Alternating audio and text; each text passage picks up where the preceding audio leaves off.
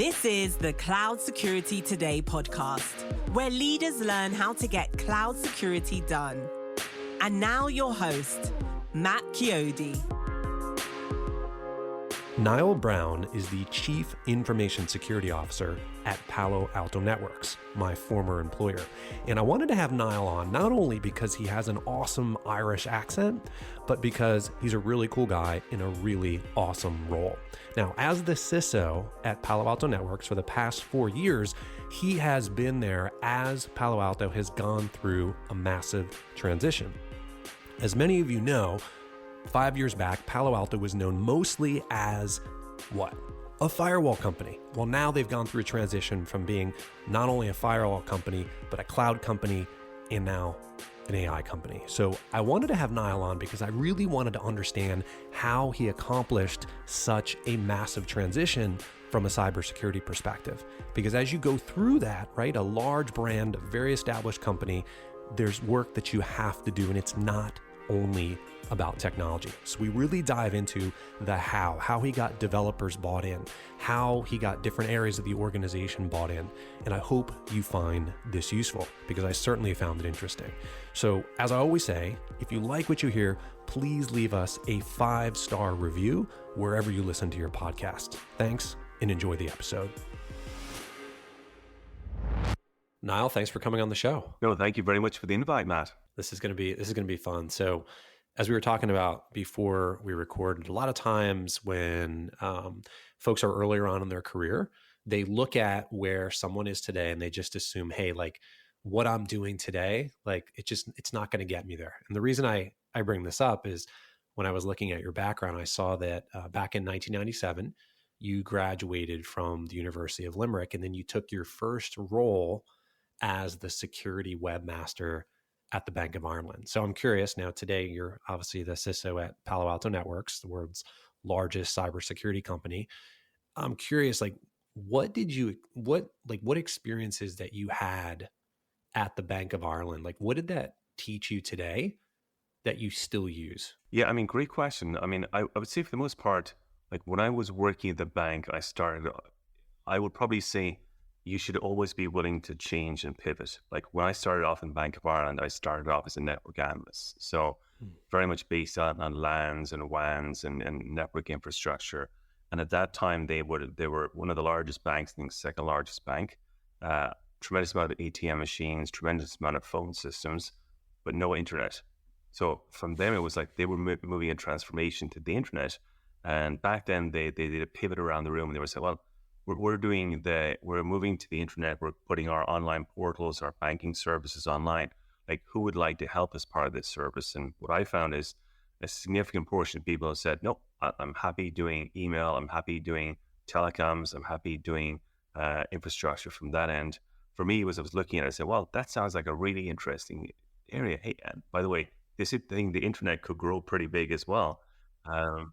So I jumped in there, joined as a security webmaster. I joke to this day that that was the coolest title I've ever had. Forget about CISO. CISOs are a dime a dozen. But security webmaster, that's got shtick without a doubt. So that was it was fascinating working there, learning as much as I could, and like learning whereby as soon as you're in one area, in one industry, and if you look at, you should be ready to pivot at any one time from that end, especially in relation to technology, security, digital transformations. You're going to see very, very quickly that if you don't, then you're going to be left behind. And then I think too, as a business, if you look at the bank from there, it was very much a bricks and mortar infrastructure, and they stayed very nascent, starting on going on a digital transformation journey from there. So it was super exciting to be part of that, for whereby it's taking the banking, moving it all online as part of that platform itself, and then just seeing internally like which processes of teams worked well, but which ones didn't work well from there. That was really kind of an eye opener for me. I love that. So it's a certain level of curiosity, and I'll tell you from speaking with leaders from all over the globe and in their various different industries, that what you're talking about is just, it's curiosity, right? And so I'm curious for you, because I'm a curious person. That's why I think partially why I do podcasting is, was there something that you saw at the time, right? Everybody can look, it's easy to look back in time and say, well, of course, the internet became a big thing, right? But no one really knew that in 1997, right? Was there, what was it that maybe caught your attention? And the reason I ask this again is, people who are earlier on in their careers tend to think that like, hey, what I'm working on today, like it's either it's not important or it's not getting me to what they want to do next. So I'm just curious for you, what specifically about that time, like what was it that caught your attention about this kind of this developing, internet thing? Like, and maybe how do you think that might translate to some of the, the business transformation we're seeing today with, the move to digital? Yeah, so I think it was very much a case of looking at what worked locally internally and then what could work in scale. So locally you're on a LAN might connecting to WAN, but then it pretty much stopped there. Like if you wanted to connect to somebody else, then you had to use basically leased lines and ISDNs and all the rest. Now basically was the internet would become the next level of evolution. LANs, WANs, internet. Now you could globally communicate with anybody across the world. And for me, that was super exciting. Second part was the concept of self-service. Nobody likes interacting with a bank through the telephone. So if you can do self-service, that's hugely beneficial from there. So for me, it was kind of really those things of looking at like what I was currently doing, what's that next evolution? And then really, what could I be part of? How could I be part of that journey from there? And in some cases, it's been a case whereby I've looked at this and said, yeah, it's like, there's time to make a change. And then there's other times I don't want to make the change, but the industry is moving so fast, I've got to pivot. And like one simple example of that is at one point I was a security architect. So I was a firewall instructor, used to go on the customer sites, re-architect their infrastructure, rebuild it from the ground up from there, and really enjoyed that job. One of the most fulfilling jobs whatsoever. You go into a greenfield site or else a broken site, you take it apart, you rebuild it up, you build a great security infrastructure, and then you leave, and then you're in a great position from there. And what I noticed there at that point is that I was also a security instructor, so every week I might train 40 or 50 people. And then just looking around the room, I was like these 40, 50 people, they're getting good sort of thing. In other words, basically, and I was like, as they're getting good, it's 50 and next week's another 50, another's next week. And I was looking, that's the competition going forward. So if I was going to stay in firewalls where I was super comfortable and loved doing it, over time, I would just be eroded and became a commodity. So in that case, I said, well, love to do firewalls, would love to continue to do firewalls, but I need to pivot. So I pivoted basically from networking and architecture, and I still do it to this day, but I also started pivoting into this new thing called basic information security. So it was the policies, the procedures, the standards, guidelines, the frameworks. So that was a really insightful, basically taking, you move into an area, try to master it as much as possible. I found it useful, but be ready to move to the next process, the next one. And I've done that throughout. I've generally done networks, and then I did information security, then I did risk management, then I did audit, and then so on. And then over time, what you find is you've got a shopping basket of things you can do. And if you've got a shopping basket of things you can do, well, you can probably manage that shopping basket, and then you can start building teams, and then you can start basically moving towards director, senior director, VPs, SVP level. So that for me was truly insightful. You've got to jump, continuously jump, master the area, jump next area, master that, and keep on doing that at scale. For me, I think that's what makes it truly, truly exciting. So you've worked at some really amazing places over the course of your career: Dell, Yodlee, Workday, Domo, and now for the last 4 years, Palo Alto Networks. What are you most proud of? And I know that's probably a hard question, but what's top of mind for you? Yeah, I mean, it's an interesting one. I can think of probably 3 quick short stories. So one would be when I was at Workday, and we were building security in the best controls in the industry, but also there was a concept of if you build the security controls, how do you get credit for it? How do you get the largest customers in the world to trust you? How do you get them to trust you with some of their most sensitive data, their HR data, and financial data?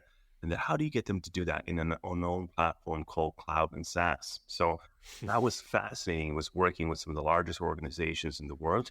What were their requirements? And we often look at apples to apples and say, well, if I want this, somebody else will want the exact same thing. And it's totally different, from what somebody will want in government is different from what they'll want from the financial services, which is different from somebody will want to retail, to nuclear industry. So that was a really unique opportunity to look at what is the industry as a whole, what are the demands of cloud, and then B, basically, how can we provide that in an efficient, operationalized way? Because you don't want to have assessments that last 2, 3, 4 years. You want them to last 2, 3, 4, 5 days from that end. So building a model, a program at scale whereby we can get the largest organizations in the world to trust their most sensitive data, put it in the SaaS, put it in the cloud. So that was super interesting. And then after that, then you're like, you've done that. You're like, well, what's next? And I'd done HR data in the cloud. And then I was like, well, what about all data in the cloud? So then I joined Domo on data analytics. In that case, we had every type of data in the cloud. And we were looking at how do we protect that data at scale? And especially for a lot of regulatory environments from there, whereby they've got super specific requirements. And it's not like, what kind of data is in there? It's not HR data. It's not financial data. It's every type of data. So that was very, very interesting. And then finally, just at Palo itself, it's a fascinating opportunity whereby you have a company that has transformed basically from that network company to a cloud company and now to an AI company.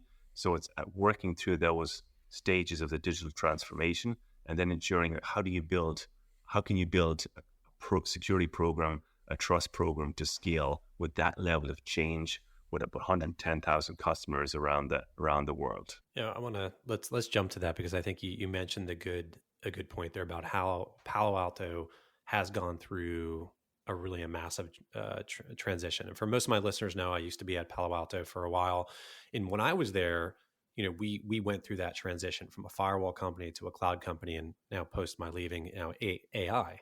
So, and I think for people to get some perspective, that means from the code that's developed to platforms like Prisma Cloud, Cortex, those now all run in the cloud.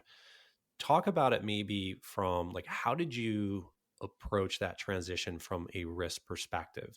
Like, is there frameworks like NIST, ISO? Like, what are you using? How did you approach that shift?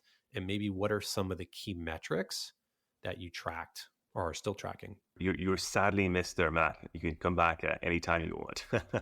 Thank you. Excellent. So I think it was really like the model of, and you nailed it with your question. It's like, you got to protect it from the code all the way up supply chain to cloud. So we call it like code to cloud. So how do we protect it from the developers' fingers and the keyboard itself developing code all the way to when it's shipped in cloud infrastructure, it's running and it's in runtime from there. So we looked at like, how do we build that kind of holistic security program? And that's everything from, and it's an interesting model because if you look at the tech stack and you say, well, I own that tech stack. No company does from there because for the most part, I would say 85, 90% of what companies will run is on other people's third parties' code or operating systems from there. So you've got the challenge of you need to protect the application, but the application sits on a container sits on infrastructure, and then so on and so forth. And we looked at, for every one of those, how could we codify those? So as people were building software using SDLC, that was pretty much tried and tested model, which is good. So we ran with that model from there. Now, could we do the same thing with operating systems? Sure, we could. With images and containers, we could also use a code-based model whereby as people are building infrastructures and environments from there, they're doing it in a manner whereby it's operationalized as part of a secure CI/CD end-to-end. So I want to kick an environment. Well, then you got to use the latest base image with the latest configurations, with the latest standards from there. And if you don't, then you can't ship into that environment. And then if you can do it for containers, then you can do it for supply chain as well. So as there's tens of thousands of libraries running back and forth, how can you check every single one of them? How can you look at open vulnerabilities? How old they are? Who are the owners? Who contributed last itself? Have they been compromised in any way? And then make a real-time decision on whether that should go into production. Same thing with cloud. In the old days, people would log into systems and start making changes manually. Can't happen anymore. Now with the move to infrastructure as a code, now you can do secure infrastructure as a code. And if you can do secure infrastructure as a code, you can ensure that people don't jump onto cloud environments to build, to make changes. They've got to do code to cloud, which means you can put some patterns in place whereby they've got to have these org policies and controls. Otherwise, they can't ship into that cloud environment. So it's really kind of that holistic model of how can you treat every single change in production the same as if it was a software change, whereby you can manage it, you can operationalize it, you can put the security controls. And then two, one of the things I'm very much a fan of is basically like shift left, break, build. So that's the model whereby, shift right is, you find a fix and you go fix it from there. Problem with that is just tremendously costly because one issue is probably duplicated 20,000 times. But if you can do a shift left before it's introduced into production, then you're an exponential better job. So we've shifted the vast majority of our controls at the start of shift left as close as possible to developers. So give an example is if they try to add a secrets into code, very quickly they'll get an merge request that says, well, you shouldn't be doing this. You should be doing that instead. Are you okay with changing that? And they've got a yes, no answer as part of that. Or if not, we'll block them. So we've started doing like a shift left, break, build, and really kind of helping and empowering the basic developers to do the right best practices and do the right thing. Now, you can't just do that and just start breaking builds. So we build a whole suite of tools and technologies so as to empower and help them there. And then obviously on the shift right point of view, even if you shift into cloud, it can still get compromised in the production environment. So many of our calls are shift right. We're looking at runtime. We're looking at drift detection from there. So I would say it's probably those two things of one, code to cloud, and then two, basically shift left, break, build, so we can get those same level of security on software as we can get from containers, as we can get basically from any of our environments. So I've talked with probably hundreds of customers who are either well down that path or they are moving down that path to, shift left. The challenge that I often get asked about and I hear about is there's pushback from developers, right? Like, hey, you shouldn't be breaking my build, right? And so I guess my question for you is, what was that transition like? It's not something that you can just, obviously Palo makes great tools, but you can't just deploy a tool and expect every developer to just like that, right? Take it on. What did that transition look like? And how did you maybe overcome some of those objections? Yeah, I mean, luckily we had the ability to use our own internal tools like Prisma Cloud, and that made it exponentially easier. But you're right, just that alone doesn't solve the problem. So we took it a model of like each of our products, and we have like 60, 80 different products from that end. Which one of those are the most difficult? Which ones are the easiest? Which ones have the most complex problems? Which ones have the simplest ones? So we looked at the ones that were smallest and most friendly. We built a service. We work off services. So we built it once, and then we'll share it many times. So the same as Salesforce or Workday or ServiceNow, build it once and everyone's on the same platform. So we built that service for like secure software and building it from there. Second of all, then we found the friendliest, basically smallest product team. I said, hey, can you take a chance with us? And they generally said, yeah, let's do this from that. Then what we would do is we would do a shift left and would run it for 3 or 4 months. So we'd say, listen, 3 or 4 months, basically, we're not going to make any changes whatsoever. We're just going to get visibility from that end. But we're going to work with you on a weekly basis of, oh, by the way, that's a high vulnerability, that's a medium vulnerability. And then we're going to work through those issues. And eventually what we're going to do is we're going to get you as a product owner itself comfortable enough to say, I want to break the build. Because from that end, they don't want to be fixing, like every time we would ping them to fix issues on production, i.e. shift right, it would take a huge amount of resources. So if they would stop introducing vulnerabilities, it was much, much easier. So we would always empower them as a product owner to make a decision. When are they ready to break build? And break build is very, very difficult, as you know what to do. Generally, we would find within 3 to basically 6 months, that's kind of the timeline, basically, the product owner said, yeah, now's the time, basically. We have the data. We're not shipping many vulnerabilities. Let's break build from there. But the only thing about that, if you think about it, if you break build, you're on the hook now. So it means that people are going to be calling you 24/7 to say, hey, Niall, basically, you broke my build, and I need to ship it straight away for a customer from that end. So we introduced the concept of break glass. So as it goes through there, it means that as a developer is going through, they can break the glass and they can ship a vulnerability into a dev environment if they want. So if they need to do testing overnight, sure, we'll facilitate that. So it allows them to override the security control. Now, they can't ship directly into production, but they can override it from there. And then we'll sit down with them after and say, well, why did you override that? And the vast majority of times it's valid. It's like, well, your product didn't, or your tool, or the way you configured the secrets detection wasn't able to detect a certain problem. So, and it was, all right, we'll fix that, or it could be their issue from there. But really then, I think the two things that were very, very powerful from us, one is basically saying to that product owner, you are in charge. You can tell us when you're ready to break build. So gave them all the power as opposed to me coming in and telling them what to do.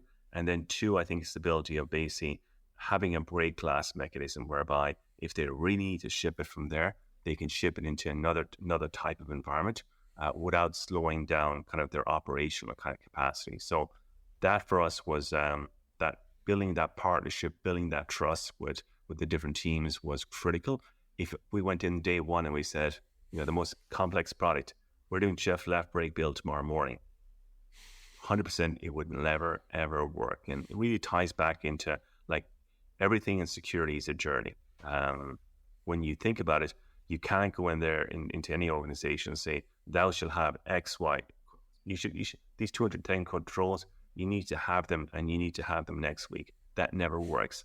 Instead, it's like, this is where you may be. This is where you want to go. And here's the journey the security team can work with the different teams in doing that. I firmly believe the journey, facilitation, collaboration, that works much, much, much better in these environments. I love that. I think that partnership angle is often missing. The much said, security is often thought of the team of no. I think that's changed over the last couple of years. But I think the relationship that you built is just so critical. And I think that's often what gets missed, is that security is often seen as not only a bolt-on, but just as not as a partner. And I think that's really big. And the only way that you build that relationship is by having that constant communication where it's not you will use, you will do, but it's like, hey, we have this tool. Like, would you be willing to try? And teaching it like that way. Most people, I think developers particularly, a lot of people became developers because they got tired of doing something manually. They learned how to decode it and they learned how to code it, and now they want to automate it. So I think a lot of times it's how you couch certain things with them. Like, hey, we're going to try this experiment. It may not be forever. Maybe it's just 3 months. I think that's a big part of building that relationship and getting that buy-in. Yep. No, exactly. So I guess a follow-on to that. Now, Palo, you guys have been in the cloud now for a couple of years. How do you, we talked about how you've codified many things. How do you keep a pulse on that risk? Because like you said, you can do shift left and that will not eliminate, but it will greatly reduce like the number of vulnerabilities that are being introduced. It should quiet things down in terms of a tooling and alerting perspective. But you still have drift, you still have 0 days that come into the environments. How do you kind of keep tabs on all the different CSPs and all the different dev teams that are operating across probably all three of the major clouds? Like that's like thousands of accounts. How do you get some sense of where you are at from a risk perspective if things are trending in a wrong direction? What does that give us? I know you can't give us specifics, but what does that generally look like for you? Yeah, I think it's probably two things. It's kind of integration and automation. So the fact we've onboarded basically software and hardware, software and containers and infrastructure onto secure CI/CD means now that we've got, like, we're in the middle. Like, we can look at all traffic going back and forward, either on the shift left side, basically close to developer, on shift right in production. And we can get a general sense basically of like, what are the vulnerabilities that are there? So that really empowers us at any one time if we can say, well, how many containers have a high vulnerability? How much software itself? How many secrets are in code itself? And ideally, the answer is obviously always 0 in those scenarios. But you can get that visibility itself. Once you have that visibility and you have that metrics, then it's like, if you have the metrics, but you're not sharing with anybody, that's no good whatsoever. So what we do is each of the different teams, the security teams, we have the concept of service reviews. And every month we sit down with every product owner and we do a service review with them. And it's generally basically half an hour long session running through basically all of those metrics. So for product, how many, what would be a critical, high, medium, low vulnerability? Same thing as well, basically for your cloud infrastructure. Same thing as well, basically for maybe for your partners, external vulnerabilities that are there. And we'll run through the vulnerabilities. And the key thing is we'll trend them. Because if I said 32, you're just like, oh, I don't know what 32 is like. Is that good or bad? So we'll trend before you were 1,000, now you're 32. Well, 32 is a great number then for vulnerability sort of thing. So we'll look at that and we'll say, we'll look at the trend and see you're trending up or trending down. And then the way we'll communicate with them is simply the model of, like, again, if they stop introducing vulnerabilities on the shift left model, now they stop the bleed. So the great thing, if you stop the bleed, you're in a great position going forward. You're virtually done to a certain extent. Now you shift left. Now the thing is, you still need to fix all the technical debt that's out there, which is a huge thing. But it's like the likes of say, it can be managed in bite chunks from there. So we'll say to them, listen, you've got this technical debt from there, and then we'll triage it. And we'll say, well, let's just take, can you go fix maybe 8, 9, 10, 12% of those every month? And they're like, oh, cool, that's great. I thought you were going to ask me to go fix everything. No. Maybe fix 8, 9, 10, 12%. And then if they take that model, every single month they can take bite chunks of the technical debt. And then very, very quickly, there'll be a point whereby all of that technical debt is kind of washed away. And in the meantime, basically, anyone who's shipping can't ship new vulnerabilities kind of going forward. So it's kind of really kind of that model of like, how do we get visibility? How do we build the metrics? How can we sit down with them on the service reviews? And then it's that conversation. Again, it's not us telling them what to do. It's not them telling us what to do. It's more the conversation. This vulnerability there. Well, now don't worry about that because that data center is going to shut down or that VPC is going to shut down. Well, that's fine. That makes a lot of sense. Whether if you have something that's exposed externally from the internet, well, maybe you want to go fix that pretty quickly from there. So again, it's kind of like that partnership of trust. I think has worked really well. Love that. Prisma Cloud secures infrastructure, applications, data, and entitlements across the world's largest clouds, all from a single unified solution. With a combination of cloud service provider APIs and a unified agent framework, users gain unmatched visibility and protection. Prisma Cloud also integrates with any continuous integration and continuous delivery workflow to secure cloud infrastructure and applications early in development. You can scan infrastructure as code templates, container images, serverless functions, and more while gaining powerful, full-stack runtime protection. This is unified security for DevOps and security teams. To find out more, go to prismacloud.io. So one of the topics that I had a guest on probably maybe it was 2 or 3 months ago who talked about the new SEC cybersecurity disclosure rules. And that has caused a lot of speculation. It's caused a lot of indigestion on the part of security professionals. And it brought up, board level conversations, right? Because now it basically forced the issue where before maybe boards, obviously they were talking about it before, but this made it like something they really need to talk about. I'm curious from your perspective, when you meet with the board, you've met with boards before, not just at Palo, what have you found effective in terms of communicating risk? And I put this in the context of most CISOs that I know, they may get a half hour a quarter, sometimes a little more, sometimes less, to talk to the board. And so they've got this really small piece of time as part of an overall board meeting. What have you found that actually works? If you're to counsel maybe somebody who's just stepping into this role, maybe they've never talked to the board, different board members before, what have you found to be effective in terms of communicating risk? And then maybe what are some mistakes that you've made in the past? And you'd be like, yeah, this didn't work. Don't do this. Oh, great questions. I think, like, for the most part, and I would chunk it into, like, if you look at board members from there, in virtually not all boards, but virtually every board, like a significant amount of boards out there, they're really smart, and they've got the reason they're on the board is the reason they're on the board. Like, they're tremendous skilled. They may basically have financial skills, accounting skills. Like they may they may be the leaders in business, but they mightn't have that cybersecurity background. Likely, they probably don't. So if you go in there talking about cybersecurity and MTTR, mean time to respond, and you start talking basically like 32, they're like, what? What's 32? Like, it doesn't make any sense from there. It's like, so instead we try to, certainly I try to basically, how do I speak with them in business terms? Like, how do I make this a business problem?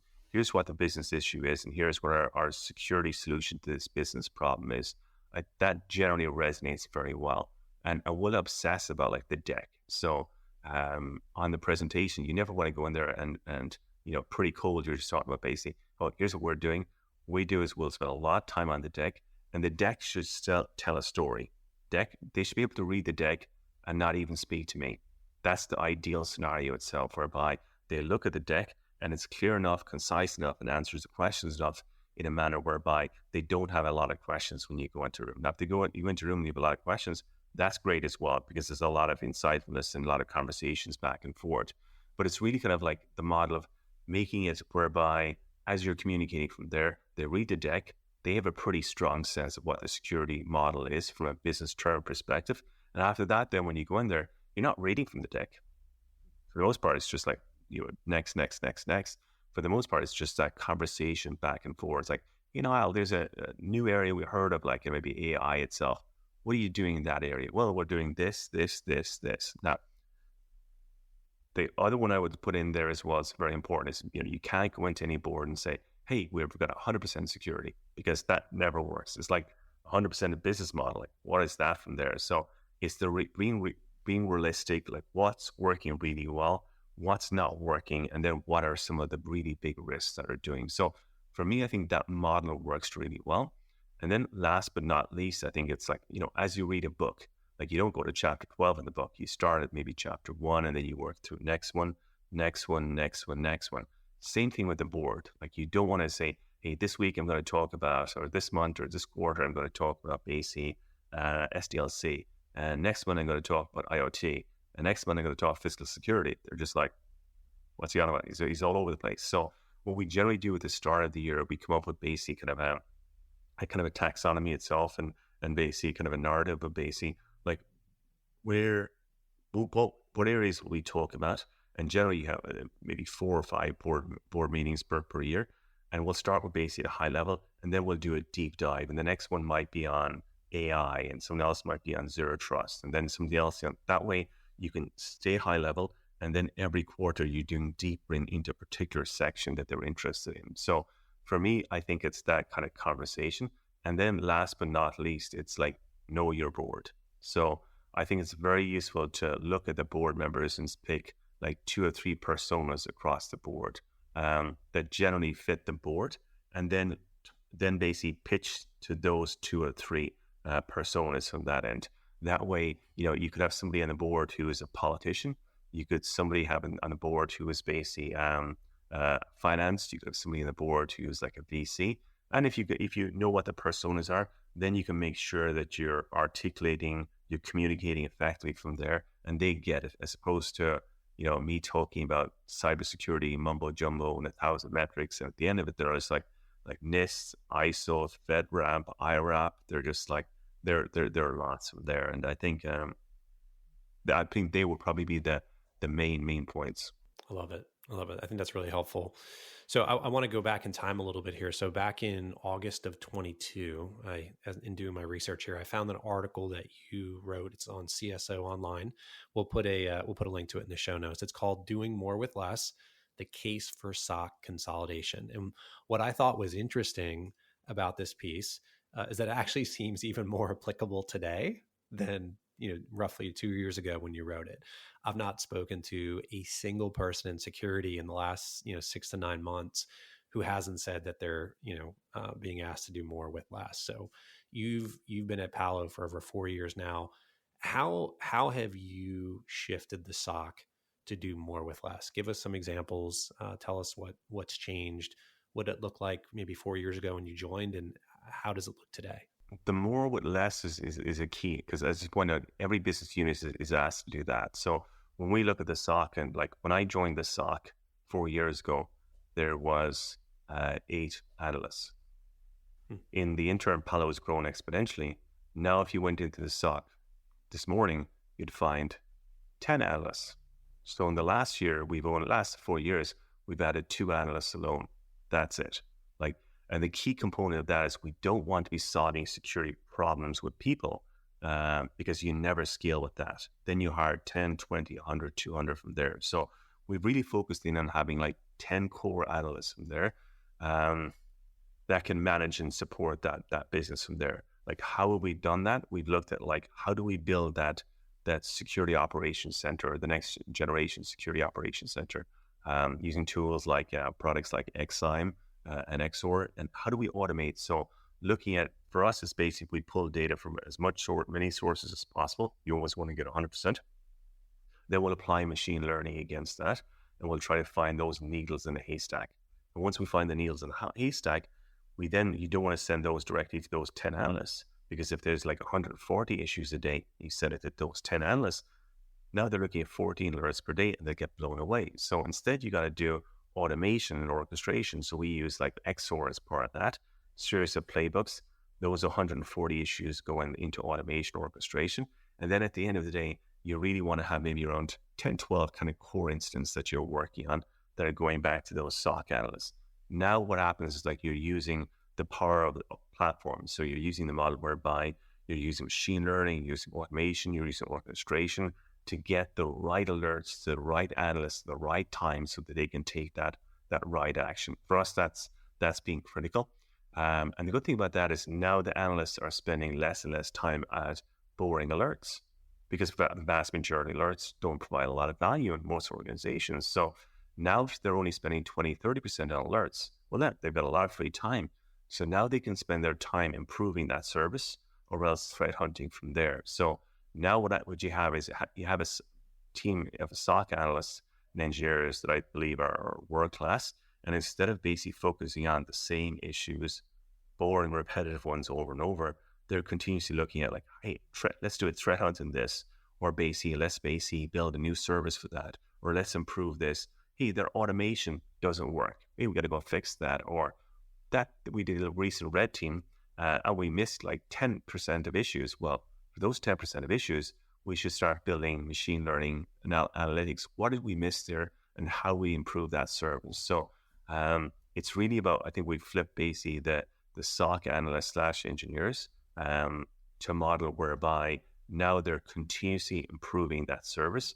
And we're very, very cautious about adding new kind of SOC analysts there because, again, throwing people at a problem never solved any problem. If there's chaos and there's 10 people doing chaos and you have 20 people or 30 people, then it's just going to get more chaotic across the board. So this is a good time to talk about what everybody loves to talk about now, which is AI, right? So a lot of what you talked about you've been able to do it for a couple of years now with SOAR tools, right? Where you create playbooks and you define essentially a workflow. X, or this condition happens, take these actions, go out, get enriched data. That way, by the time it gets to an analyst, if it gets to them at all, all the work that might have taken them a day or two to do manually is already done, right? I remember working with Unit 42 team on this when we were there using our own SOAR tool to do this. And it was amazing just the time savings for that. And that was, quite frankly, that was pre-Gen AI or any of that type of stuff. So how does AI, Gen AI, how does it make what is already could be perhaps an automated process? How does it make it better in this specific case? How are you guys leveraging it? I think it has tremendous potential without a doubt. So even if you look at currently itself, you've got the model whereby you can pull data from systems around the world. So an example is one system gets infected, the system learns about it. Now it's got a signature, or it's got a machine learning component, but it learns from there. And if it sees anywhere else in the world going forward, then it blocks it immediately from there. So there's always been machine learning in some shape or form from that end. And machine learning generally has been pretty effective at finding what the real issues are. Problem with machine learning is that how do you find if somebody did something 3 times versus they did something 30 times, and then you add the context behind it itself, and then you're well, that person was on holidays. Well, machine learning has learned when they're there. So it's, for us, basically AI is the next iteration of that. How can you take all of that data, feed them through kind of LLMs, got a large learning model, you try to get those true business insights from there. Now you're finding you get to know that person, you get to know the device better, you get to know the action better, and really gives you better insights into A, finding the issue, and B, to your point, when you look to automations and playbooks, is there ones whereby AI can help generate those or generate insights that your team can leverage? So I think kind of going forward, what's going to happen is AI, certainly ML, has been used for years and years and is truly trusted across the industry. Now it's the next iteration, AI building that model, but it's going to be iterative. So, it's whereby you try something, and the first thing works, and the second thing fails, and the third thing fails, and the fourth thing works. I think it's going to be that there's not going to be, let's just turn it on and it works great. This is a long journey, highly iterative from there, and it's highly complex. Like if you feed known structured data into AI, generally learn pretty quickly. Security is the most complicated data in the world because you're pulling data logs from everything. Systems, containers, peoples, infrastructure, and then you may pull it from Okta, which is a different log structure, to Workday, which is a different log structure to, let's just say, Palo Alto Networks. So it's always that learning model of how do you create and how do you get the best value and kind of the deepest insights from the data. And I'm a huge fan of like logging as much as you can and then consuming as per ML or AI as much as you can. And that way you can get the insights that you need. So I don't know if you know Ross Haliuk, but I had Ross on recently. He's a best-selling author now, apparently, with his new book that I love, by the way. It's basically, how to build a cybersecurity product, cybersecurity company, but he also writes venture and security. And what I love about Ross is he's actually on my podcast, I think, just recently. He goes very deep, right? So a lot of blogs are like 500 words. It's like really shallow. Ross's stuff is like 5,000, 8,000 words. It's very long for him. He goes super deep. When I had him on recently, we went into the much discussed, cyber skill shortage. And, he took a little bit of a contrarian view in that he believed that the shortage isn't as severe as discussed because he said those numbers that are reported out are largely assume that previous generation of security, some of what you and I talked about, like a large SOC with dozens or hundreds of analysts in some cases staring at a piece of glass and with little no to automation and definitely no AI. So I'm curious, this is kind of building on what we talked about, but what's your take on this and like how are you approaching this at Palo? We talked about this a little bit, but maybe think about it from an industry at large perspective. Like, what's your take on it? Is it really as big of a challenge as we've talked about? And what do you think are some ways around that? Yeah, I think hiring the right skill set itself is very, very difficult. I mean, if somebody's good, like they have multiple offers out there, they have multiple opportunities from that end. And with security, you can generally get into mindset. Look, they gotta have this operating system, they gotta have firewall experience, then network, they have this and this and this. You're looking for this unicorn. You'll never hire that unicorn from there. So the skill set is not out there from there. So oftentimes either you have to bring it in and train it organically and then build up a great team, and that takes time from there.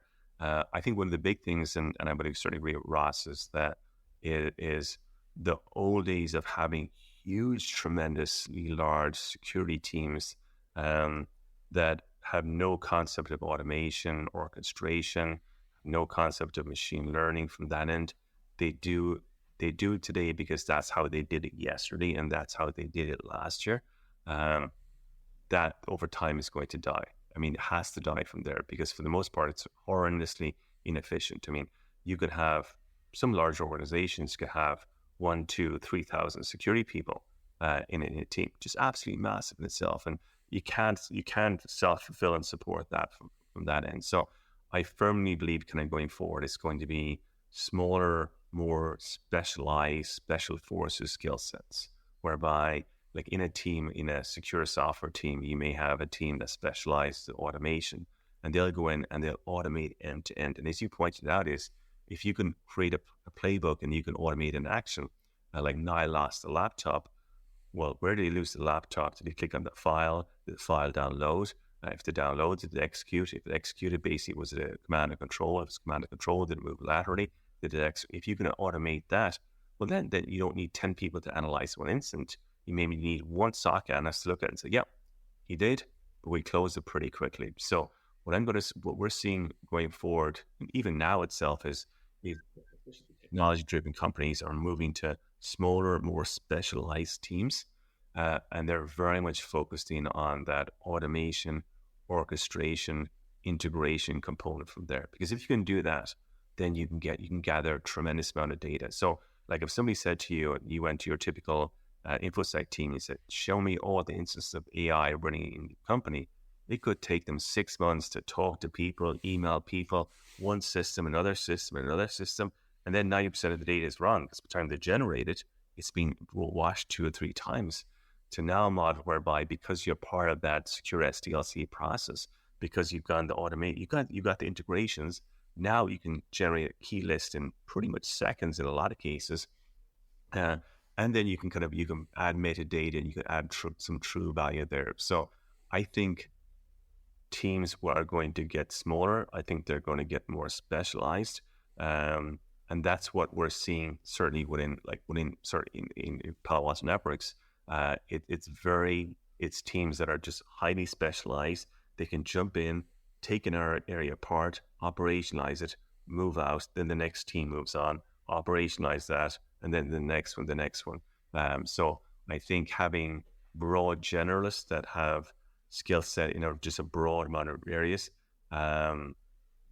they're going to struggle the most from that end because they're generous, which is really good, but the specialist component of like how can they jump in, do an integration, operationalize it, and then basically hand it off. That's going to be huge.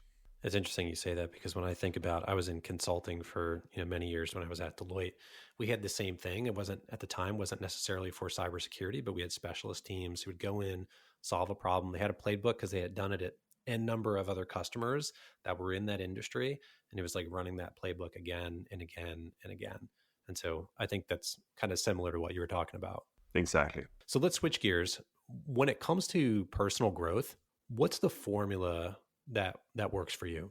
I would say it's jumping into new area, learning it, trying to build a strong body of knowledge, and then jump onto as soon as you start getting bored, it's jumping onto the next area. I think that's the most critical kind of component of there. Every single journey I've made, either kind of laterally or learning new skill set, has been based on, I know enough about this area. Now let me move on to a new area. Let me build up the skill set there, and then on to the next area and the next area. I think that's the one that truly adds value. The problem is, like an actor, you can get typecasted. It's just like, you do comedy or you do horror from that end. But the problem is, even if you want to grow out of the area, then you can't. And at that point, it's much more important, basically, to being able to understand, like, how does the whole business work? How do the security controls work? And then continuously put yourself in challenging environments from there. So if you ever do a job whereby you're like, I can do that, you're leaving yourself short. Like every time you do a job, you should be, wow, this is going to be interesting. Like, how am I going to do X, Y, Z? I have no idea, sort of thing. How is this going to work? Oh, I have no idea. Sort of like you should be continuously challenging, questioning yourself, looking at that and say, can I do that job? Like, can I fit that role? Can I execute exceptionally from there? That's always been kind of a key mantra from that end, as opposed to like taking a position whereby you're like, yeah, I can do that. That should be pretty easy. Again, I've seen the CISOs that have done the most and achieved the most are the ones they're just continuously challenging themselves, learning new areas, pivoting, and then always look like you don't want to play the football where it is now. You want to play with the football where it's going to be in the next. So where is the next trend going to be? And generally, you can say, well, maybe AI it is. In the past, maybe you could have said Bitcoin was that, and from that end, obviously not crypto. And then it's like, well, maybe AI is it from there. So it's looking, and then it's a new AI. And like, give an example is the team that I've had a tremendous amount of conversations on, as going back to the earlier point about basing Palo Alto Networks pivoting from on-prem to the cloud, and then the cloud to AI. And I would say, like, similarly to like having a teams that go through transformations from on-prem to the cloud, And if you do that, then obviously most organizations have done that in the last, like, I would say 5-10 years. They need to build up a whole new repertoire, a whole new skill set, because the worst thing in the world is if somebody pings you in the corridor and says, oh, by the way, Matt, or by the way, Niall, like, how do we build this cloud infrastructure? And you're like, well, I don't know. I know on-prem, not the cloud. They're never going to come back to you. And it's the exact same thing with the move to AI.